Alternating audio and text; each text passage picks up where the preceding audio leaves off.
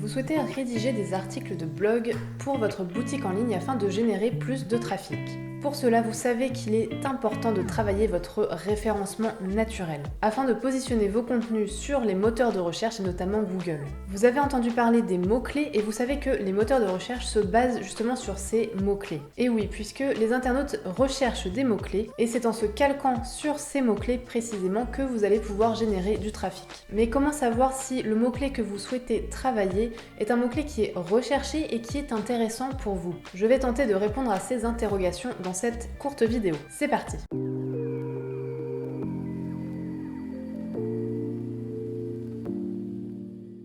Lorsque l'on parle de mots-clés, il faut avant toute chose penser à vos clients, penser à vos prospects, à l'audience que vous ciblez et que vous désirez attirer sur votre site web, sur votre boutique. Admettons que vous vendiez des accessoires de sport.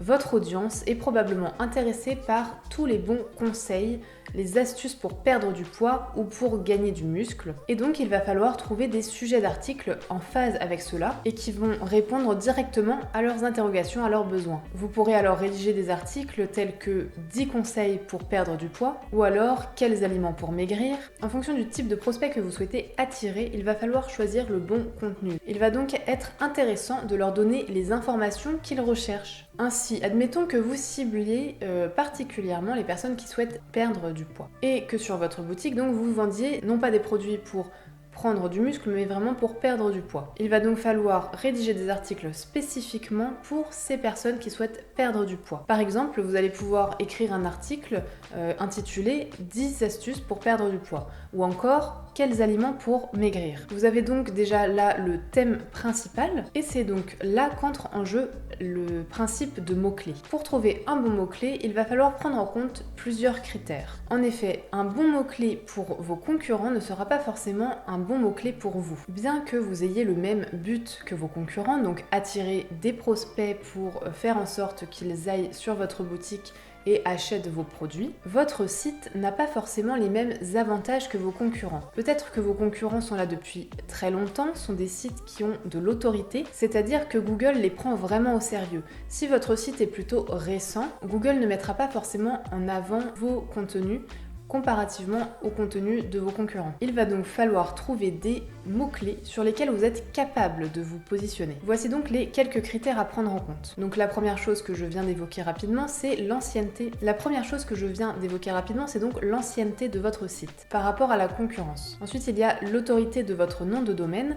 Est-ce que sur le web, il y a des sites d'autorité plus ou moins importante qui ont des liens qui pointent vers votre site? Plus vous avez de liens, on appelle ça des backlinks, plus vous avez de liens qui pointent vers votre site, et plus les sites sur lesquels il y a votre lien sont importants, plus ça va être intéressant pour vous et plus Google va vous prendre au sérieux. Donc si sur l'ensemble d'internet il n'y a pas beaucoup de liens qui pointent vers votre site, vous n'allez pas être en mesure de vous positionner vraiment sur le top des requêtes les plus intéressantes ou les plus concurrentielles. Donc il va également falloir se baser sur le nombre de requêtes mensuelles. C'est un bon indice puisque généralement quand il y a beaucoup de requêtes, que par mois il y a des dizaines de milliers de personnes qui recherchent un mot-clé spécifique, généralement cette requête va être assez compétitive. Mais parfois, on a de bonnes surprises quand même. Ensuite, il est important de prendre en compte l'objectif de la requête.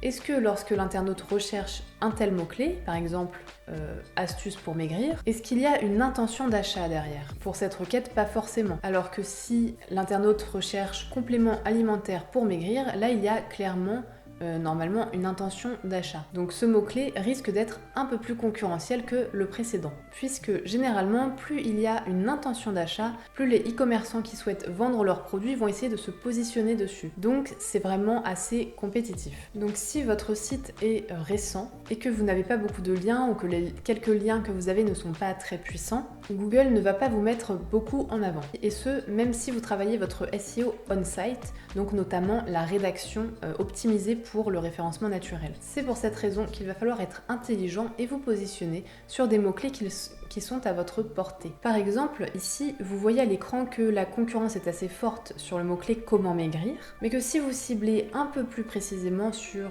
comment maigrir des joues, vous allez peut-être être en mesure de vous positionner. On voit que le score de concurrence est beaucoup plus faible. Ce sera certainement plus facile de venir chercher les premiers résultats de recherche, car il y a moins de sites qui se positionnent sur cette requête. Donc là, je vous montre par exemple, si vous tapez sur Google « Comment maigrir », vous avez plus de 9 millions de résultats. Alors que la requête « Comment maigrir des joues » spécifiquement, on est à 117 000 résultats. Donc là, vous allez me dire, c'est quand même beaucoup. Mais lorsque l'on prend en compte donc la note qu'on a vue précédemment, donc le score de concurrence, on voit que c'est quand même atteignable. Puisque là, les 117 000 résultats ne sont peut-être pas forcément vraiment intéressants sur ce mot-clé. Et peut-être ne sont-ils pas vraiment travaillés. Sur les 117 000 résultats, vous allez en avoir peut-être quelques centaines qui vont être travaillés, quelques dizaines qui vont être vraiment intéressants pour les internautes qui recherchent comment maigrir des joues. Donc là, vous allez pouvoir faire quelque chose. Avec un bon article, bien travaillé, vous avez vos chances. Donc bien sûr, il va falloir travailler son article aux petits oignons et il va falloir être patient car vous n'allez pas pouvoir vous positionner du jour au lendemain. Donc voilà, j'ai fait le tour, c'était une courte vidéo pour vous éviter de perdre votre temps sur des mots-clés qui vont être peut-être un peu trop difficiles à atteindre pour vous à votre niveau. J'espère que cette vidéo va vous faire comprendre que ce n'est pas les mots-clés les plus recherchés qui vont être les plus intéressants pour vous dans votre situation. Il faut essayer de trouver des mots-clés peut-être moins recherchés, mais beaucoup plus à votre portée. Ne cherchez pas des requêtes trop globales ou des requêtes trop concurrentielles. En plus, l'avantage avec la stratégie que je vous propose ici, de vous cantonner à des mots-clés moins recherchés, c'est que bien souvent, les requêtes vont être plus précises. Et donc, il est plus facile de comprendre ce que recherche vraiment la personne et d'y répondre plus facilement. Par exemple, comment maigrir ? C'est assez vaste, on sait que la personne veut perdre du poids, mais peut-être qu'elle a certains endroits de son corps qui ne lui plaisent pas et elle n'a pas écrit par exemple comment perdre du ventre. Alors que donc comment perdre des joues, là on sait que la personne veut perdre des joues. Dans mon exemple, si vous vendiez un accessoire qui permettait de perdre des joues, même si entre nous ce genre d'accessoire ne sert à rien, mais c'est pour l'exemple, vous pourriez rédiger un super article avec 10 conseils pour perdre des joues, des exercices à réaliser à la maison, vraiment apporter un maximum de valeur spécifiquement pour les personnes qui souhaitent perdre des joues. Et dans cet article, vous placeriez des liens, ou un ou deux liens, vers votre produit qui permet de perdre des joues. Donc, conclusion de cette vidéo, le bon mot-clé n'est pas forcément le plus recherché. Visez plus petit, mais visez large. C'est-à-dire que, au lieu de rédiger un article complet sur un mot-clé qui est assez recherché et assez concurrentiel, rédigez des articles aussi intéressants, aussi complet, mais pour des plus petites requêtes et essayer de varier. Donc par exemple, comment perdre des joues, comment maigrir du ventre, etc. etc. Vous avez compris l'idée. Si vous choisissez les bons mots-clés, des petits mots-clés comme ceci, et que vous travaillez vraiment bien, vous faites un article, l'article le plus complet de tout Internet, vous allez vous positionner. Même si ça va prendre quelques mois, le temps que peut-être si votre site est vraiment très récent, si ça prend plusieurs mois, c'est normal. Faut pas s'inquiéter, ça va pas être en 1 ou 2 semaines que votre article, même s'il est super bien travaillé, il va pas arriver directement en haut de la première page des résultats de Google. Ça prend du temps, mais si de base vous travaillez bien votre rédaction et votre SEO on-site, il n'y a aucune raison qu'avec le temps, vous n'arriviez pas à bien vous positionner. Si cette vidéo vous a plu, n'hésitez pas à laisser un petit pouce bleu et aussi à partager à toute personne à qui vous pensez que ça pourrait être utile. Et si jamais vous avez une boutique en ligne, sachez que vous pouvez télécharger en description la trame que j'utilise pour rédiger mes fiches produits. Donc si jamais vous avez quelques difficultés à rédiger de bonnes fiches produits qui convertissent, n'hésitez pas à la télécharger, c'est gratuit. Je vous dis à bientôt pour une prochaine vidéo.